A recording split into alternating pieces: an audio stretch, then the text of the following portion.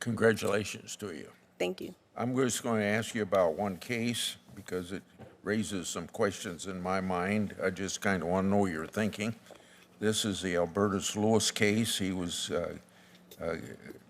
murdered a person by the name of Maya Sanchez and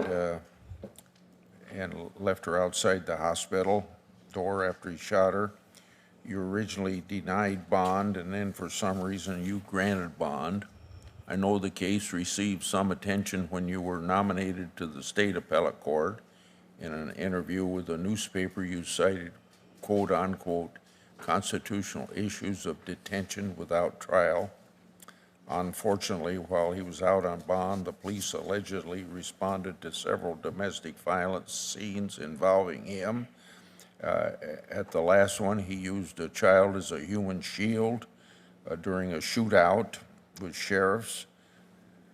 So is the constitutional issue you referred to the right to a speedy trial under speedy trial clause? Thank you, Senator. And I'm going to be very careful on how I answer because that case is still pending. Although it is a 2017 case, that case is still pending. He is not, I don't believe he's been convicted of any of those charges. What I will tell you is of public record, he appeared before me for a bond hearing and I denied his bond. It was not until after, I believe 18 months or 2 years later, that after being ordered to try his case, the state being ordered to try his case, that I granted bond because of a violation of the court's order and also a potential violation of the Sixth Amendment right to a speedy trial. Can you tell me what remedies courts have identified for speedy trial clause abuse violations? Thank you, Senator. The remedy for a violation of a speedy trial is usually dismissal of the charge. I did not dismiss the charge. I granted a significantly high bond in lieu of dismissing the charges. Since you didn't do it for dismissal, and you said, I think you would agree that dismissal is the only reason it can be used for a remedy in that instance, right? Did Mr. Lewis raise the speedy trial clause in his motion? He, if I recall, there was an order from a previous court in which a judge had ordered the state to try his case. So there was an order from the court, and I believe I found I made my decision based on the violation of that order. He also claimed that his Sixth Amendment rights were violated.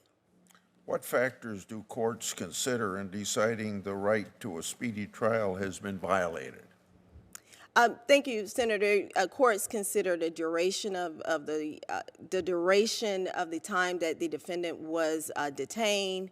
The reason that the state has given for the delay in trying the case. In that case, Senator, there was no reason given for the delay.